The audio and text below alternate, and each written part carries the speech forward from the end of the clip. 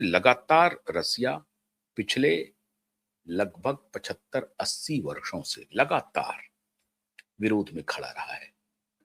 भले ही अमेरिका ने रसिया को तोड़ दिया, तबाह कर दिया, आज उसकी शक्ति को एक प्रकार से केंद्रित कर दिया है। बहुत उस तरह से आप यूनिपोलर वर्ल्ड को रसिया लीड करे ऐसी स्थिति दिखाई पड़ती नहीं है, लेकिन रसिया एक ऐसा देश है, अगर किसी संगठन के साथ खड़ा हो जाए तब फिर उस संगठन की ताकत इतनी बड़ी हो जाएगी जो अमेरिका को सामने से टक्कर दे सके। तो ये शक्ति तो रसिया रखता जरूर है। लेकिन मैंने आपको बहुत पहले बताया था कि इस अलेक्जेंडर को, जो इसकी योजना है विश्व विजेता बनने की, और जब ये make America great great again का जो ये जो थ्योरी लाया था, उसके पीछे कहानी यही थी कि अपने सारे कुकृत्यों को कैसे छिपाना है, इस आड़ में हम सारा काम करते चले जाएंगे।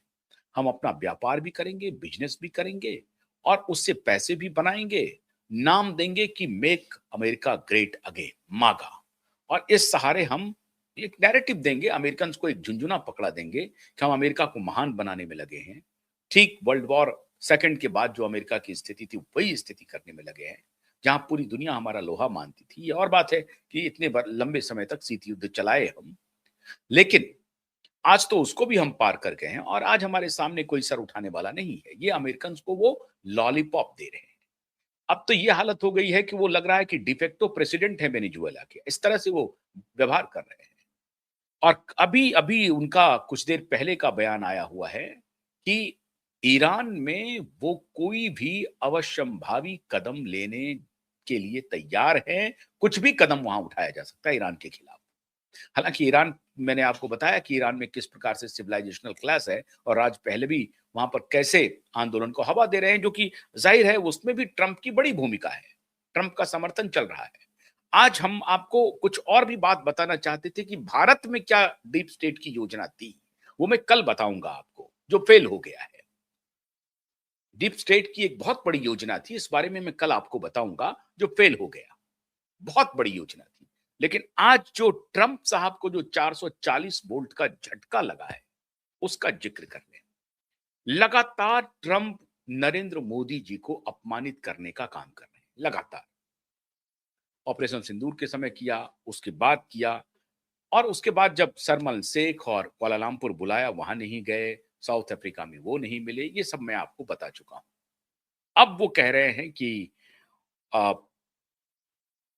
अपने कॉमर्स मिनिस्टर के माध्यम से कि भारत और अमेरिका के बीच में जो डील नहीं हो रही है, आर्थिक डील जो नहीं हो रही, उसके पीछे कारण जो है नरेंद्र मोदी है। नरेंद्र मोदी को फोन करना चाहिए था, नरेंद्र मोदी ने फोन नहीं किया, और फोन जो है अपने तरीके से नहीं करके उन्होंने डील को खराब किया, और इसलिए हमारे रिश्ते बिगड़ रहे हैं। हमने भारत को बहुत मौका दिया, ये कहलवा रहा है ट्रंप अपने कॉमर्स सेक्रेटरी की तरफ से, हार्वर्ड लुइट की तरफ से। भारत सरकार ने जिसका खंडन भी कर दिया कि साहब, हम लोगों ने ऐसा कोई काम नहीं किया, हमारी उनकी बातचीत लगातार जारी है। हाँ, कुछ जो बातें हैं, जो मनवाना चाहता है, हम उसको समर्थन नहीं करेंगे, और इसको खुलेआम हमारे प्रधानमंत्री अलग अलग फोरम से बोल भी रहे हैं कि हमें इसकी व्यक्तिगत कीमत चुकानी पड़ेगी तो भी चुकाएंगे, लेकिन हम अपने किसानों और अपने अन्य जो हमारे स्टेक होल्डर्स हैं, उनके हितों से कोई समझौता नहीं करेंगे। कुल मिलाकर के यह है कि भारत के हितों से हम समझौता नहीं करेंगे, भले ही इसकी हमें व्यक्तिगत कोई भी कीमत चुकानी पड़े। व्यक्तिगत कीमत चुकाने का मतलब है कि प्रधानमंत्री ये जानते हैं कि वो रिजीम चेंज करने की जो ताकत अमेरिका रखता है, वो हमारे खिलाफ इसका प्रयोग करेंगे, लेकिन इसी रिजीम चेंज को हम चुनौती देंगे। उनकी जो रिजीम चेंज करने की योजना है, उसको हम चुनौती देंगे। और वही चुनौती इन्होंने बिना शोर शराबे के दे दिया। ऐसा 440 वोल्ट का झटका लगा कि अब ट्रंप बिलबिलाने लगा है। ट्रंप अब भारत की तरफ कुछ इशारा नहीं कर रहा है, 500% टैरिफ करेंगे, ये करेंगे, वो करेंगे, लेकिन अब वो ईरान पे, डेनमार्क पे, वेनेजुएला पे, तो खमेनेई के बारे में, और कोलंबिया के बारे में, मेक्सिको के बारे में, क्यूबा के बारे में कहा, खबरदार क्यूबा, अगर आपने बदतमीजी की तो मैं फिर से अभी इंपोज करूंगा, टैरिफ इंपोज करूंगा, ये करूंगा। मतलब क्यूबा को भी, क्यूबा परंपरागत रूप से अमेरिका का दुश्मन है, परंपरागत रूप से। और इसीलिए क्यूबन राष्ट्रपति, आपको याद होगा, क्यूबन राष्ट्रपति को ये किस तरह से परेशान करने के लिए इनका धंधा चलता था। लेकिन क्यूबा अपने चीनी उद्योग को लेकर के पूरी दुनिया में मशहूर रहा और क्यूबा लड़ता ही रहा। फिडेल कास्ट्रो कभी इनके सामने में झुके नहीं और उन्होंने नाक में दम कर रखा था, फिडेल कास्ट्रो।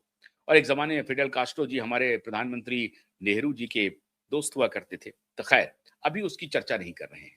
440 वोल्ट का झटका लगा क्या? आप और हम भी ये सोच रहे थे। मैंने कल भी आपको एक इशारा किया था कि व्यक्तिगत रूप से मुझे तो बहुत लाभ हो रहा है। अगर डॉलर की वैल्यू बढ़ रही है और रुपए कमजोर हो रहा है, तो मुझे लाभ हो रहा है। अब इसी लाभ का खेल चल रहा है। खबर है मित्रों कि भारत सरकार एक स्ट्रैटेजी के तहत अपने रुपए को कमजोर करता जा रहा है, जानबूझ करके। जितना रुपए कमजोर होगा, हम डॉलर उतनी मात्रा में लेते जाएंगे। डॉलर मजबूत होगा, जाहिर है।